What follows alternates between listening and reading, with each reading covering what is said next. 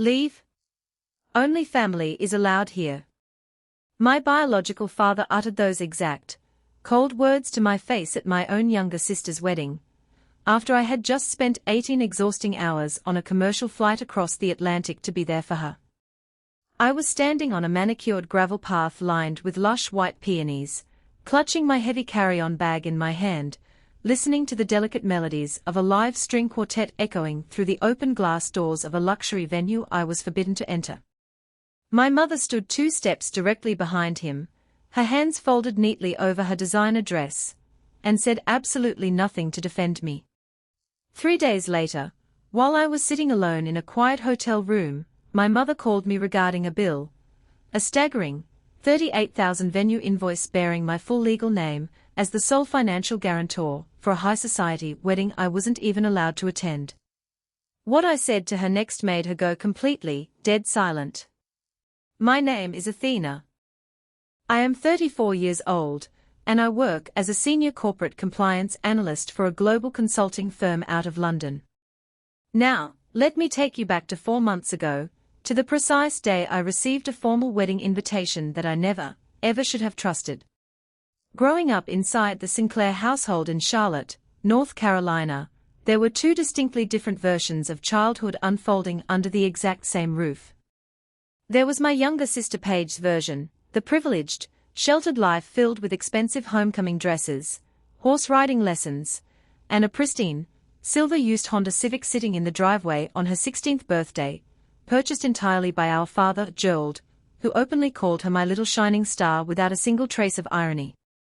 And then there was my version, the invisible, utilitarian existence where I filled out my own college financial aid applications at the local public library, because nobody in my house bothered to remind me that the deadlines were approaching. My father, Gerald Sinclair, ran a small, struggling building supply store on the south side of Charlotte. He spoke about his business as if it were a vast commercial empire. In reality, it was a crumbling cinder-block warehouse with a leaking roof, mounting debts, and 3 part-time employees who never stayed longer than a single season. My mother, Donna, kept the house and kept the peace, which, in our family's specific dynamic, meant agreeing with whatever extreme opinion Gerald voiced and redirecting any brewing emotional tension toward the path of absolute least resistance. That path of least resistance was invariably me. Paige was 5 years younger than me, effortlessly charming, and genuinely raised to believe that the entire world naturally arranged itself around her desires simply because she existed. I don't say that with bitter resentment. I say it because it was the fundamental operating principle upon which our entire family structure was built. I left home at 18 with a modest academic scholarship to UNC Charlotte, and a private savings account I had meticulously constructed from high school math tutoring fees. Nobody drove me to campus on my first day. Nobody helped me carry my heavy cardboard boxes into the dorms. I didn't expect them to. 7 years ago, at 27, I accepted an executive position with Whitfield Crane Consulting in London. My specialty was corporate compliance analysis, the precise, dry kind of forensic work where you sit in a sunlit office reviewing complex international contracts line by line, meticulously looking for the single discrepancy, forged clause, or hidden liability that doesn't belong. I was exceptionally good at my job. As it turned out, I had been unconsciously training for forensic oversight my entire childhood. I bought a sleek, 1-bedroom flat in Canary Wharf, small, pristine, and entirely mine, every single square foot paid for with money I earned through my own labor. I didn't abandon my family had simply abandoned me long before I ever boarded a plane.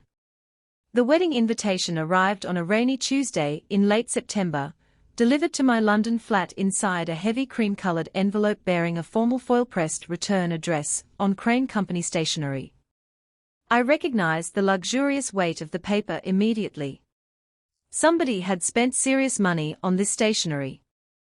Inside was a formal, embossed invitation announcing the upcoming wedding of Paige Sinclair to Tyler Redmond, to be held at the prestigious Whitmore Estate in Charlotte, North Carolina, on December 14, black tie optional. I immediately researched the Whitmore Estate online. It was a restored, plantation-style luxury venue featuring crystal chandeliers, manicured boxwood gardens, and a starting rental price of $25,000 just for the grounds. For a family whose building supply store was currently facing local tax liens, this venue was an absurd, terrifying financial reach. But what truly stopped me in my tracks was a small, handwritten note page, had tucked inside the heavy cardstock, written in her familiar, loopy cursive script. "It wouldn't be complete without you, Athena. Please come home. P. In 7 long years living in London, my parents had called me exactly when they required something from me. A brief, frantic call when Gerald wanted me to review a commercial credit application. A long, confused voice message when Donna needed me to decipher a complex medical bill. Paige called on my birthdays if she remembered, or sent a generic group text on Christmas. And now, out of nowhere, arrived a formal invitation accompanied by a personal, handwritten plea for my presence. A request that sounded almost like genuine sisterly love.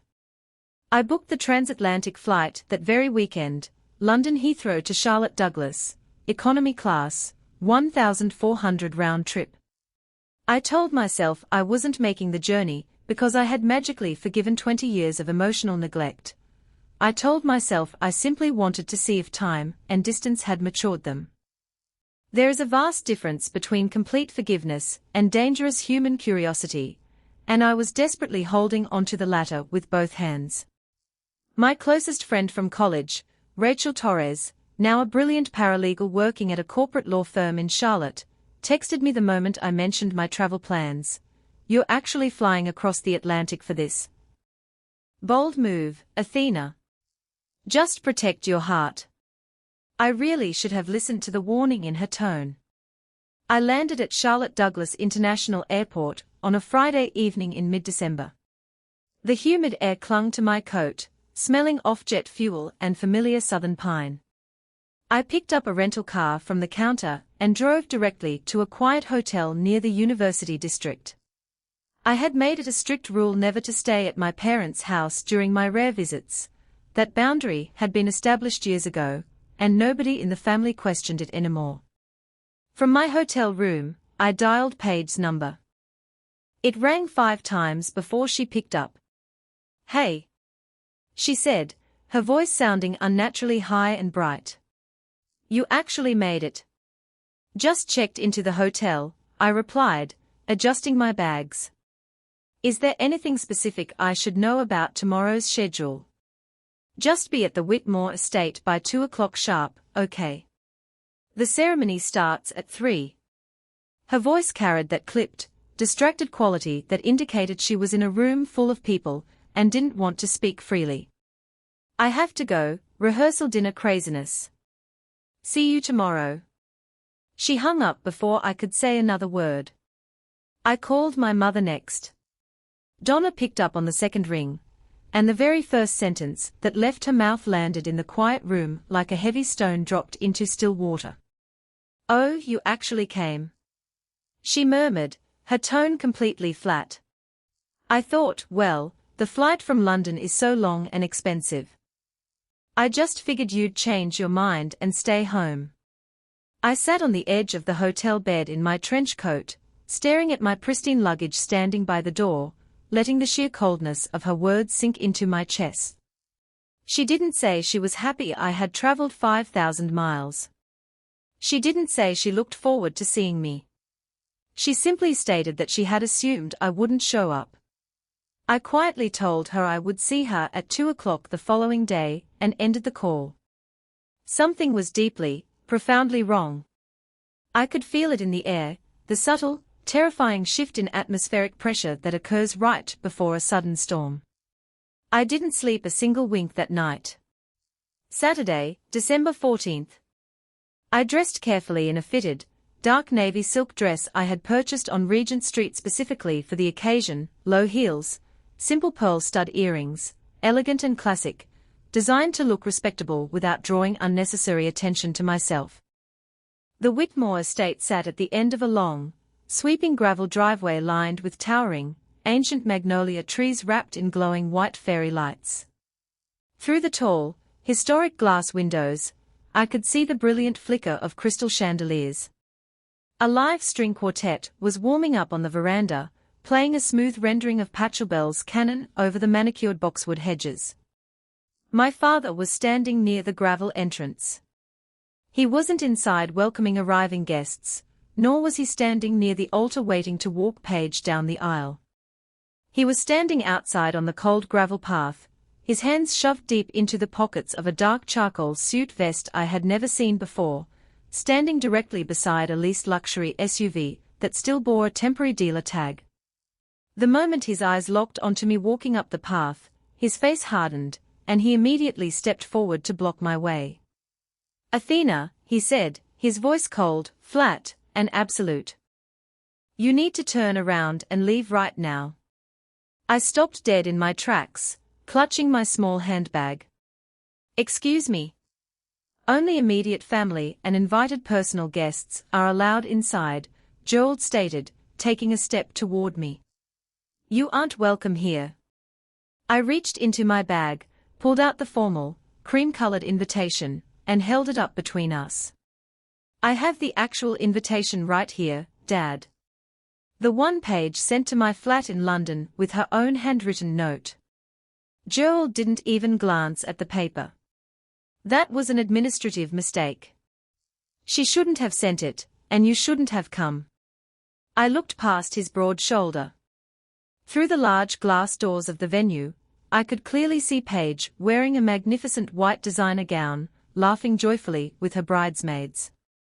My mother, Donna, was standing near the interior foyer in a lavender dress, watching us through the glass pane. She didn't step outside. She didn't wave.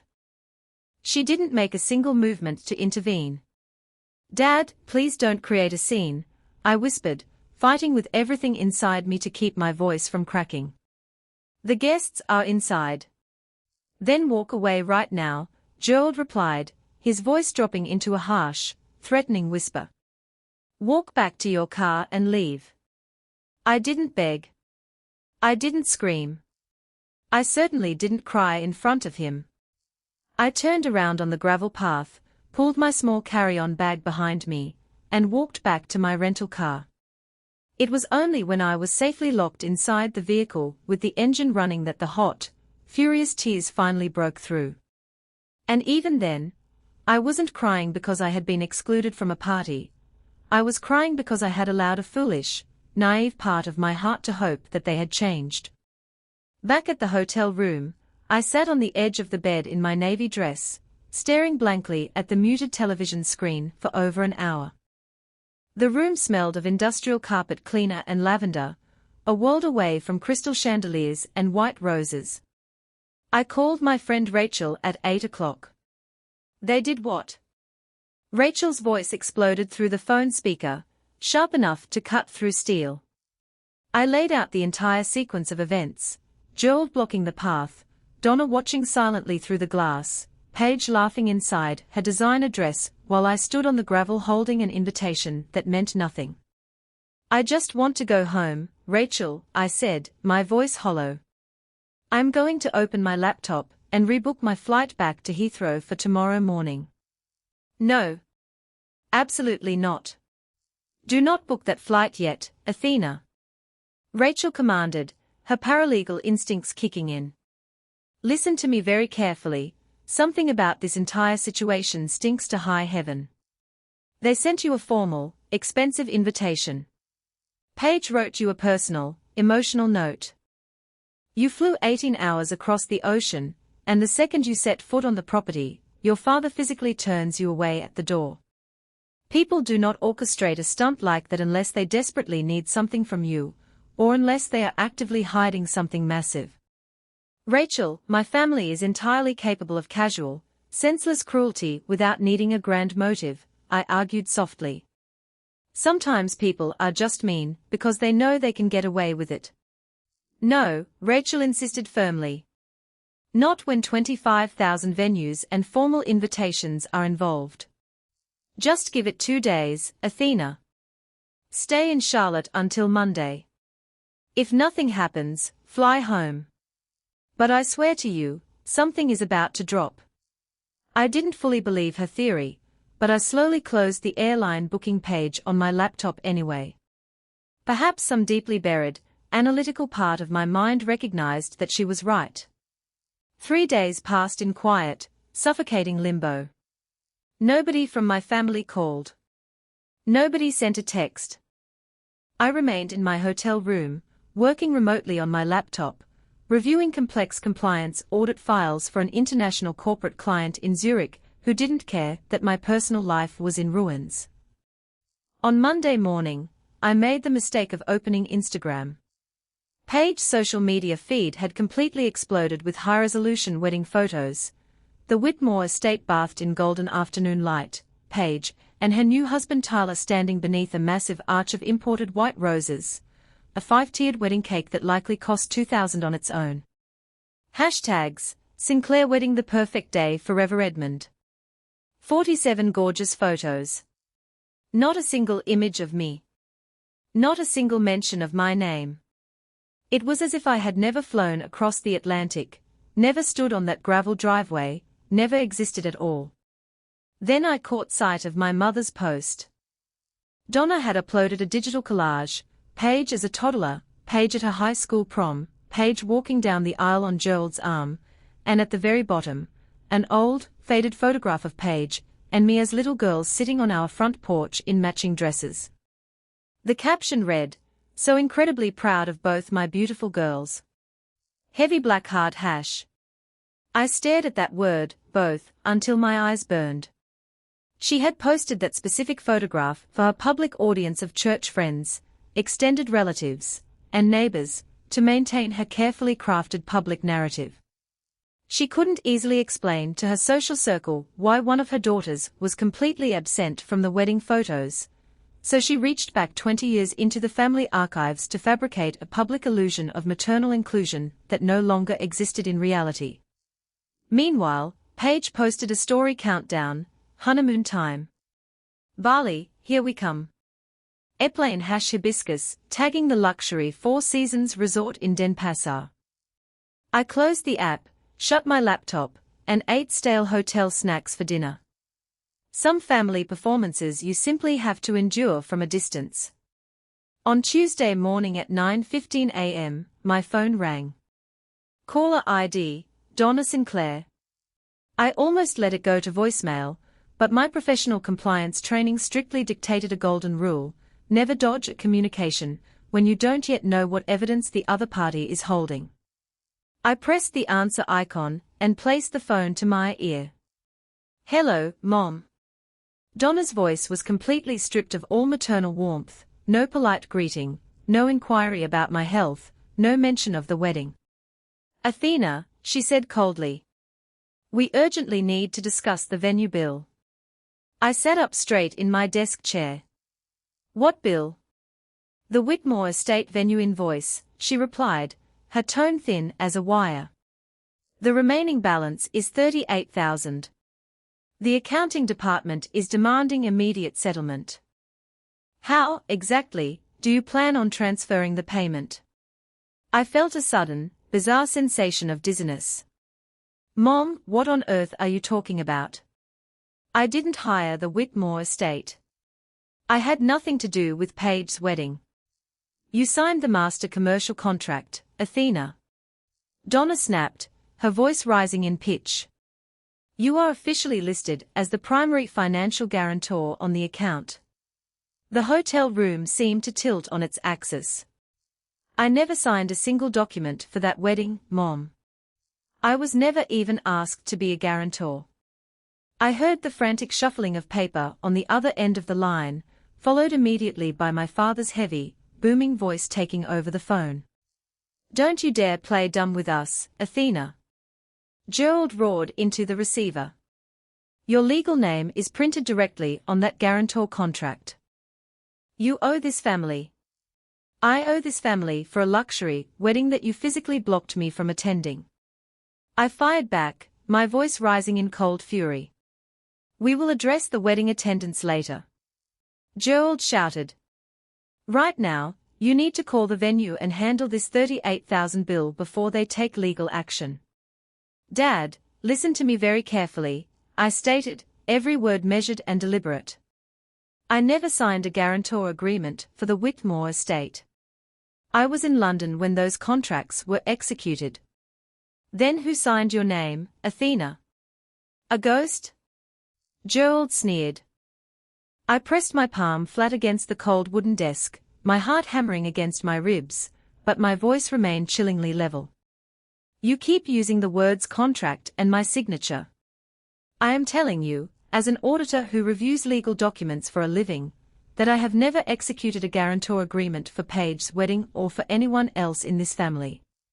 Slam. He hung up the phone without another word.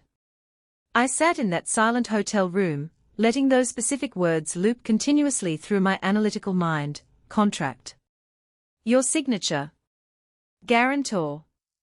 I knew with absolute, terrifying clarity precisely what those legal terms meant under statutory law. I knew what a forged signature on a commercial contract constituted under criminal statutes. And I knew exactly what steps I needed to take next. That was the exact, defining second I stopped being a hurt, excluded daughter, and transformed into a forensic compliance auditor. At 10:30 a.m. that same morning, I called the primary administrative line for the Whitmore estate. The call was routed directly to their senior event coordination director, a woman named Karen Mitchell. Ms. Mitchell, I said, speaking in my polished, formal corporate tone. My name is Athena Sinclair. I am calling regarding the Sinclair-Edmund wedding hosted at your facility on December 14th. I have just been informed that a commercial guarantor agreement bearing my name is currently attached to that event's outstanding balance. Yes, Miss Sinclair, Karen Mitchell replied, checking her computer files. We do have an executed personal guarantor agreement on file for that specific event account. Ms. Mitchell, I am informing you officially that I never signed that document, I stated clearly. I was never presented with a guarantor contract. I was not present in the state when it was executed, and I never authorized any individual to sign on my behalf. I am requesting an immediate digital copy of that document for legal review. An absolute, heavy silence descended over the line, the distinct, heavy silence that occurs when a corporate professional realizes a massive legal liability has just landed on their desk. Ms. Sinclair, Karen Mitchell said, her tone dropping into a cautious, measured register. If what you are formally alleging is accurate, this represents a severe legal matter for our corporate legal department. I understand completely, I replied evenly. I am submitting a formal written request for the document right now, along with a certified scan of my government passport to verify my identity and signature. She provided the direct legal intake email address, informing me that their legal team would review the file and issue a response within 48 hours. I drafted the formal legal demand letter in 12 minutes, attached a high-resolution scan of my passport's signature page, and sent it via certified digital intake. Then I immediately called Rachel. It's real, I told her, my voice remarkably steady. There is an executed $38,000 guarantor contract bearing my name at the venue, and I never signed it. Rachel was silent for 3 seconds. Okay, she said, her paralegal instincts firing. Now we go to war. Over the next 48 hours, while waiting for the official contract scan to arrive from the venue's legal team, the Sinclair family launched a coordinated, high-pressure guilt campaign to force my submission. Aunt Caroline called first, using a soft, emotional tone, Athena, sweetie, your poor mother is beside herself with worry. She says you promised to cover the venue costs and now you're backing out at the last minute. Think of your father's failing health, darling. Uncle Roger followed with a lengthy, single-spaced email titled Family First, arguing that family isn't about legal technicalities, it's about unconditional sacrifice. Cousin Beth sent a blunt text, just pay the $38K, Athena. You make good money in London. It's easier for everyone if you just settle it. 23 extended members of the Sinclair family network. 22 of them had been fed the exact same manufactured narrative by my parents. That I had formally promised to pay for Paige's dream wedding, that I was now reneging on my word out of cold selfishness, and that I was actively trying to destroy my parents financially. I systematically screenshot every single text message, saved every emotional voicemail, and archived every guilt-tripping email into a secure folder. Compliance training teaches you one foundational rule above all else: document everything meticulously, especially when a false narrative is being constructed around you. Then, late Thursday afternoon, my phone vibrated with a text message from an unsaved number. It was my cousin Dylan, Aunt Caroline's 26-year-old son, a quiet IT specialist who generally avoided family drama. His message read, "Hey Athena, something about this whole venue situation feels completely off to me. Aunt Donna keeps telling everyone you promised to pay, but I know how Uncle Gerald operates. Do you want to talk?" He was the single human being out of 23 relatives who possessed the basic empathy and intelligence to ask for my side of the story before delivering a verdict. I texted him back, "Not quite yet, Dylan. But keep your eyes open." He replied with a simple thumbs-up emoji. At 4:15 p.m. on Thursday, a notification flashed on my laptop screen. It was an email from the Whitmore Estate Legal Intake Division. Attached was a single 11-page PDF document. My hands were completely steady as I clicked the file open. I scrolled directly past the event packages and pricing schedules to page 3, the official personal guarantor execution agreement. There, positioned on the formal signature line beneath a clause assuming full personal financial liability for the $38,000 balance, was a signature, Athena Sinclair. I zoomed in on the digital scan. Whoever had executed the signature had attempted to mimic my handwriting, replicating the long loop on the capital and the distinct slant of the S.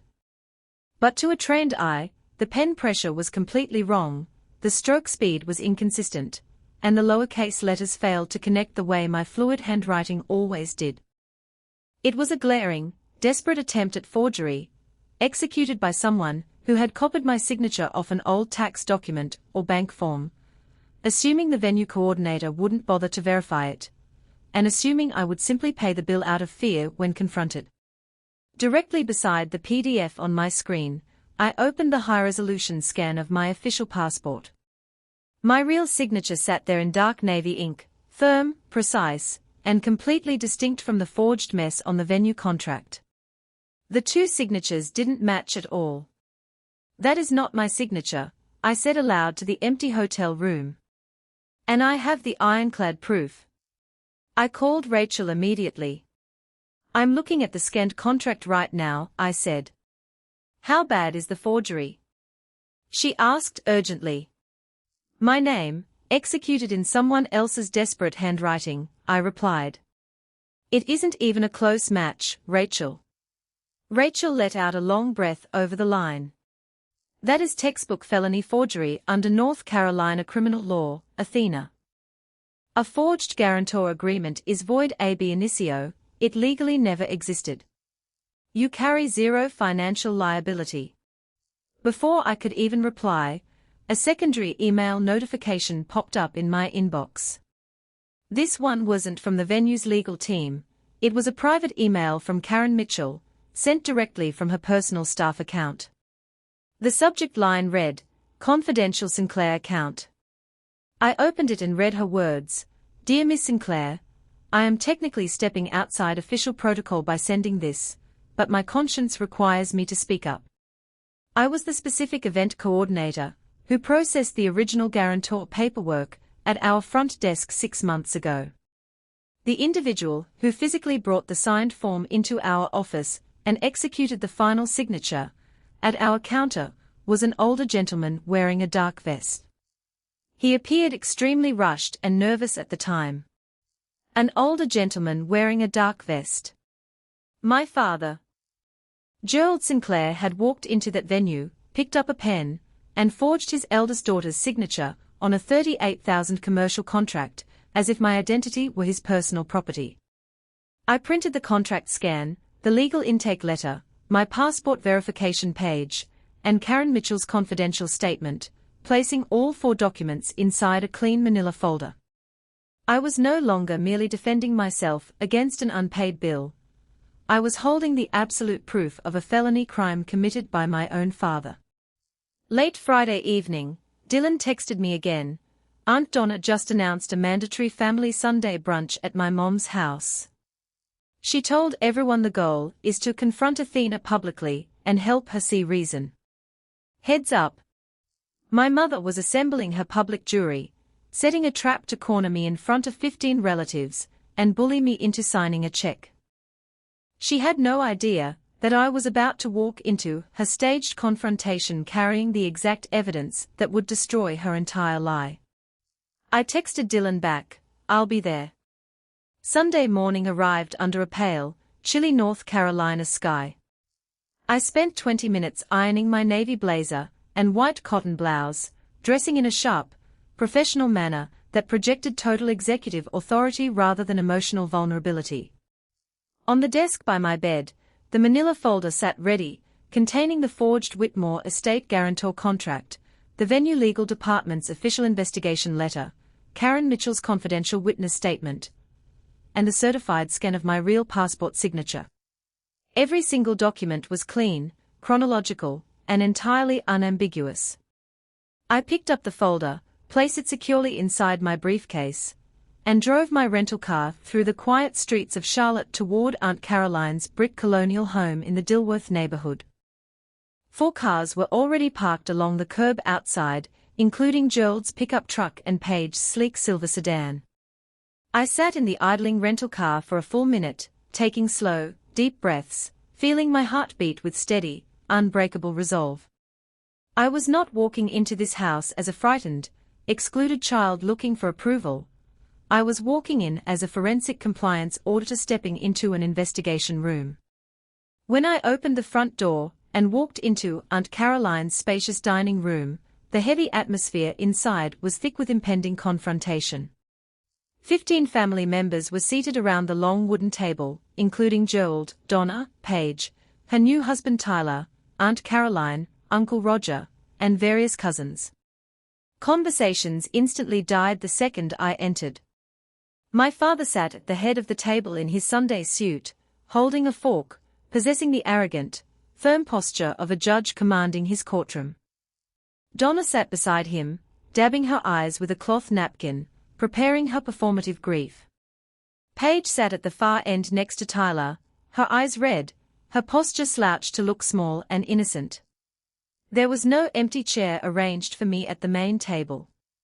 Cousin Dylan immediately stood up from his seat, walked into the kitchen, and pulled out a spare wooden chair, placing it near the foot of the room so I could sit down. Gerald didn't waste a single second, clearing his throat loudly to address the room. "Thank you all for gathering here today," he announced in a deep, booming voice intended to dominate the space. "We are facing a deeply painful family crisis.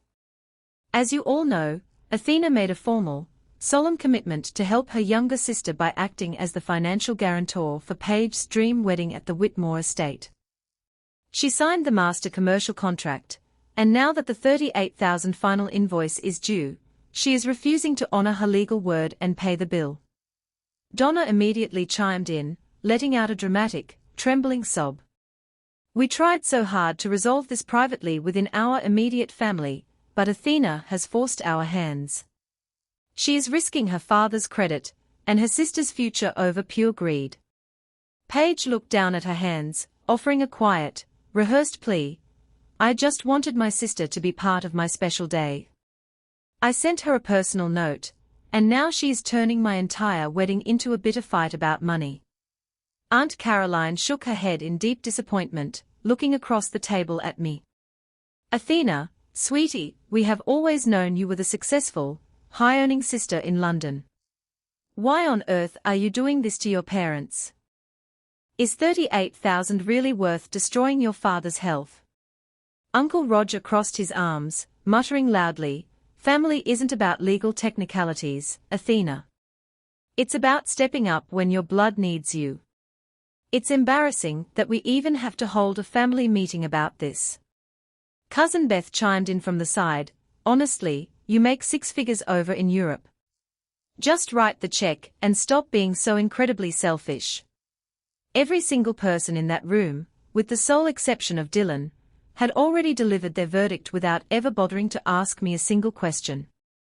They were comfortably executing a pre-scripted public execution designed to bully me into financial submission. I sat at the end of the table, resting my briefcase on my lap, and let every single one of them speak. I let Gerald finish his rehearsed speech. I let Donna perform her dramatic tears, and I let Paige deliver her innocent act.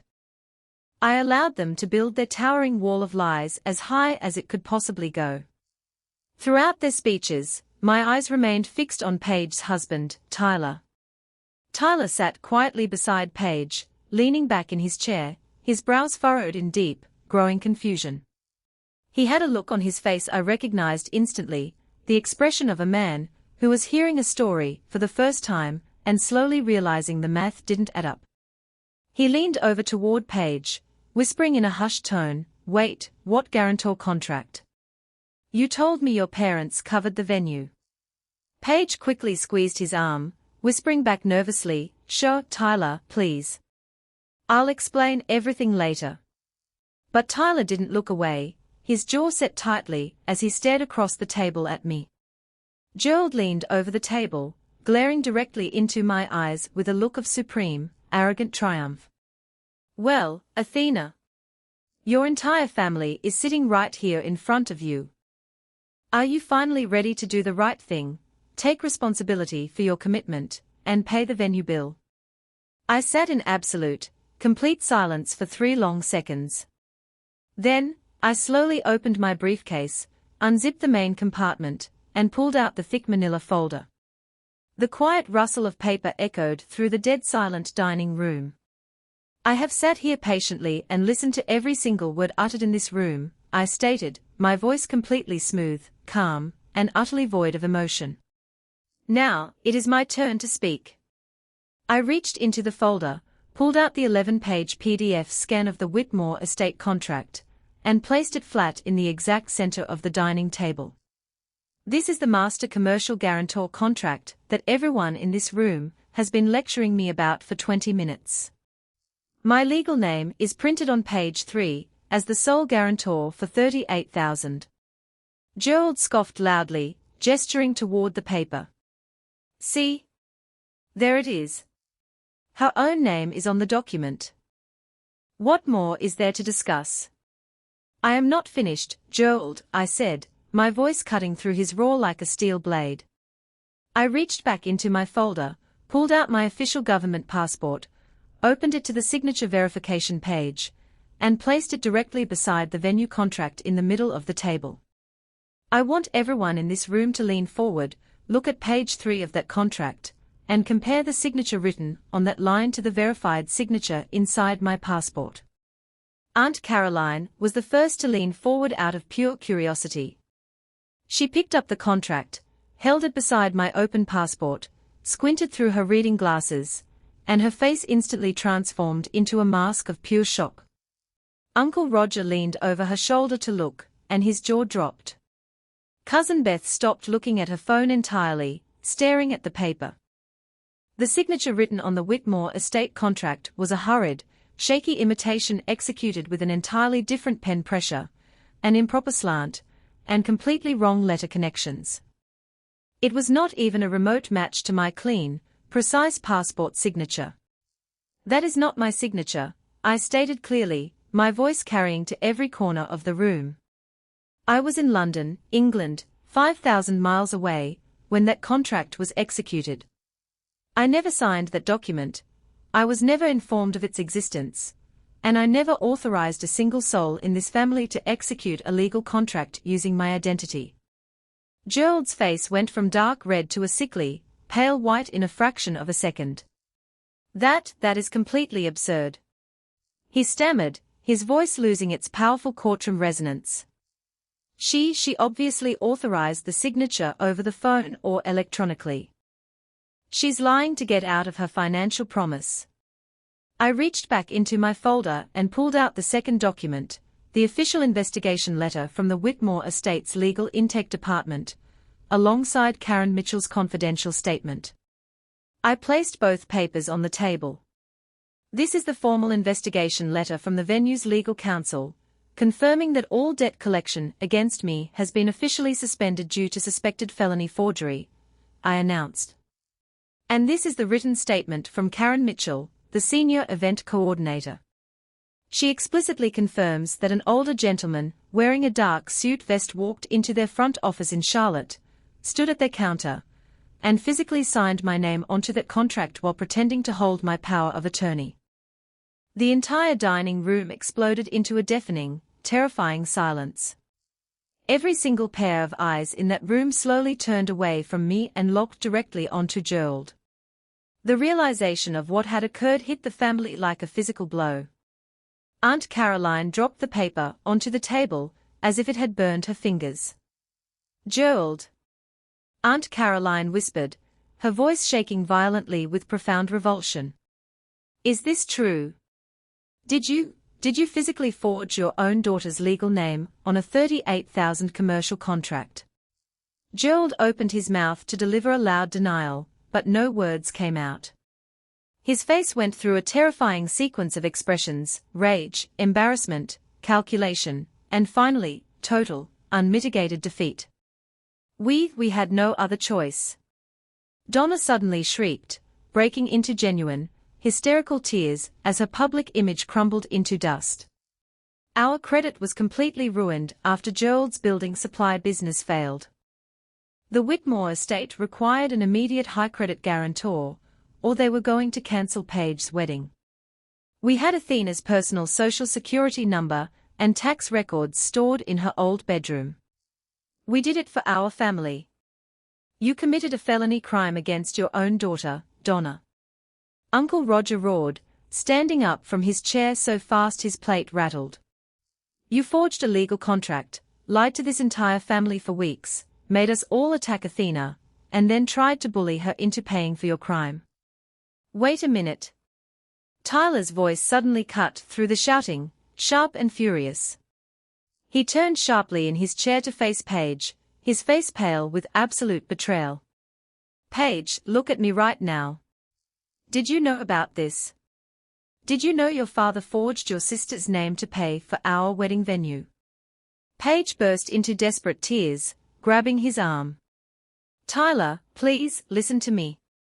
It was so complicated. My parents handled the paperwork. I didn't want to get involved, you knew.